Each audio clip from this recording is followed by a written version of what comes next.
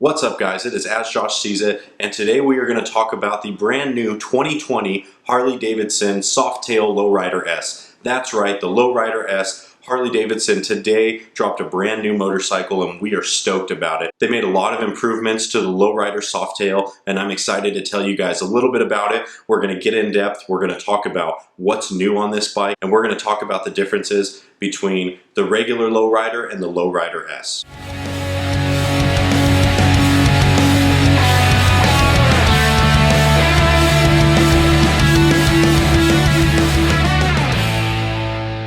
What's up guys? So if you're anything like me, today was kind of the big day, right? It was the day where we all sat around and we waited to see what Harley-Davidson was going to come up with for their new 2020 lineup, and in my opinion, they did not disappoint. They came out with a bunch of new motorcycles. Obviously the Livewire was a big hit and a main draw and focus up in Milwaukee today, but one of the bikes that I think stole the show and needs to be talked about and further explained is the new Harley-Davidson 2020 Softail Lowrider S. Now this bike to me is a throwback to the club style California Dyna days, and I know there's going to be a lot of people out there that are watching, especially all of my buddies that ride Dynas right now that are like, there's no way this bike is going to replace the Dyna, but I want to talk to you guys about what I think makes this bike so great and why it appeals to me and hopefully will appeal to you. So first off, Harley-Davidson made the decision to go from the 107 engine, which the Lowrider had last year, to the 114 Milwaukee 8 engine. Now I'm personally riding a 2019 Road Glide Special that has the Milwaukee 8 114 engine, and I can tell you guys that that is a peppy and alive engine. The engine has a lot of low-end torque, but where it really shines the most to me, from the 70 mile an hour to the 90 mile an hour range. The bike just has such quick acceleration, and with the difference in weight between the Road Glide Special to now having the 114 in the Lowrider S, this bike is just going to accelerate and it's going to have amazing performance. I'm definitely excited to see what the 114 has to offer in the Lowrider S, and it's a huge upgrade, and I think it's going to be a really great thing for this platform. It is worth noting that in the 2020 Softail Lowrider, the bike actually still comes with a 107 engine, so if you want that upgrade, you're going to need to go to the Lowrider S platform in order to get that Milwaukee 8 114 engine. So next I want to talk about the reduced rake of this bike. So basically rake is the angle at which your forks kind of lean in relationship to the frame. So why is that important? Well, the rake of the bike is going to determine how well the bike handles, how stable the bike is through turns. So if you think about it, chopper bikes have a very, very long degree of rake. And so what that does is it gives them stability, obviously gives them a certain aesthetic, but it gives them just a really, really stable bike platform. But where they gain in stability, they lack in handling through corners. And so, you know, you have on one extreme, you have the chopper bikes that have a lot of rake, and then all the way on the other extreme, you have sport bikes that barely have any rake at all, and your forks are almost perpendicular to your frame. Those bikes are going to have a tremendous amount of handling in the corners, but they're not going to have as much stability.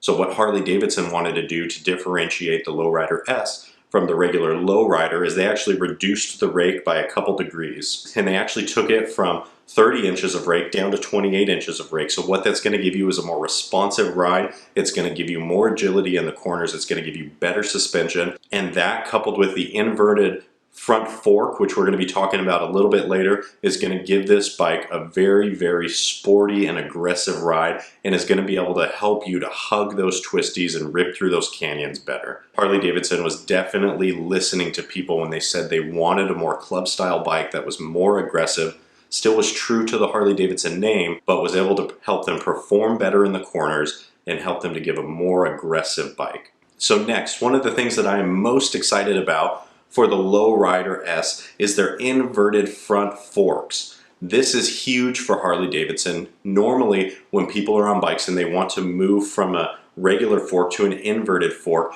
you're going to pay $2,000, $3,000, $4,000 for this kind of upgrade, and Harley-Davidson wanted to install it as a factory component on that bike, and I just think it's a really good idea. The inverted front fork is going to help to stiffen your handling up around turns. It's going to help to keep that front tire on the ground more often, which is going to help in steering, braking, and handling. In my opinion, this bike is already sitting on top of a really good frame The Softail frame is just so versatile. It's so easy to throw around corners, and I'm really anxious and excited to hop on this bike and really see what it can do. The bike also comes with a monoshock rear suspension. Now this actually isn't any different between the Lowrider and the Lowrider S, but it is worth noting that you have a fully adjustable mono rear shock on the bike. Now, one of the main differences of this bike from the Lowrider to the Lowrider S is its completely blacked out look. I am personally a huge fan of this look. It's the reason that I'm on a Road Glide special right now, because everything is blacked out on this bike. It is completely aggressive looking, and this bike, in my opinion,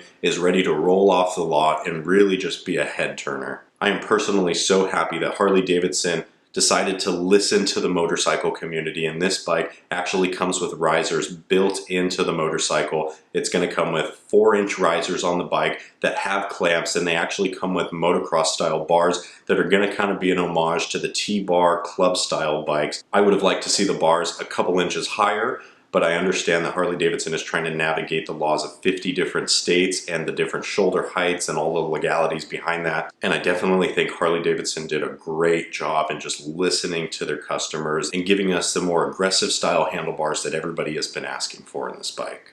This bike is also going to come with the Radiate cast aluminum wheels that are going to come in a matte bronze that's just going to give this bike an excellent appearance, especially when you have the bronze wheels in contrast with the all blacked out bike. You're going to get a really aggressive club style bike that I am just personally a fan of. The Lowrider S also comes with mid controls, which is going to, again, aid you in that handling around the corners. It's going to give you a more aggressive feel, and you're not going to have the forward controls that a lot of bikes come with. It's already going to come with the mids, and it's just going to be a great mix of a really comfortable riding position, as well as if you need to get nitty gritty into those corners, you can certainly do so.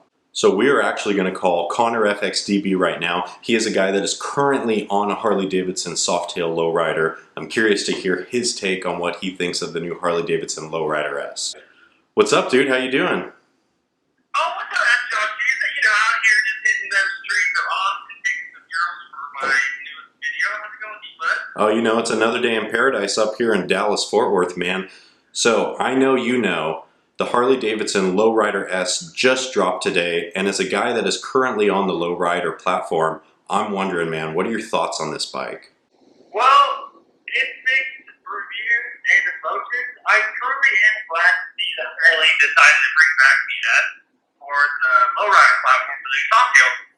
Now, the only issue that I have is I really wish that the regular Lowrider, the one that I have, the FXL Arcade with dual disc, I wish it kind of kept that tradition with it being a higher end of the whatever group it is, whether it be design, etc., with the dual disc. So that's a little sore for me because I thought the Lowrider, but it didn't come with the same.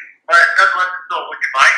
The new Lowrider, the inverted forks, I'm super excited to see what people think of them, because the Fat Bob's got the special treatment, the new Sport Dog got the special treatment, but they left us Lowrider. That was another little reason why I kind of was a little urged with her, but again, they know what they're doing.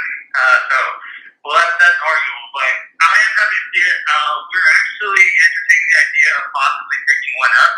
I really appreciate you taking the time to talk about it, and if you do get a new Lowrider S, you got to let me come rip around on it. So now I want to talk to you guys about the differences between the Lowrider and the Lowrider S. And I know the main question that you guys are probably wondering is, how much is the Lowrider S with all of these different upgrades, whether it's the little fairing or the inverted front forks or the mid controls or the Milwaukee 8 114 engine in it? How much is Harley-Davidson charging for this bike? So Harley-Davidson has actually set the retail amount for this bike to be $17,999, just shy of $18,000. For comparison, the 2020 Lowrider without all the special features is just shy of $15,000. So for about $3,000 in difference, you're getting all sorts of upgrades. In my opinion, this is a great deal. If you think about the custom seat that's on this bike, or the Milwaukee 8 114 engine, or the inverted front forks, or the risers, or the motocross bars, you're getting a lot of upgrades for the $3,000. In my opinion, this is a great motorcycle, and I'm really excited to be able to test ride this bike and show you guys in a more in-depth view what all this bike has to offer. Well guys, I hope you guys have enjoyed this vlog. I hope you guys have learned a lot of stuff. Hey, drop a comment below if you have some thoughts about this bike. If you love the bike, let me know. If you hate the bike, please let me know. Anyways, this is As Josh Sees It coming at you for another moto vlog talking about the 2020 Harley-Davidson Lowrider S. Catch you guys next time.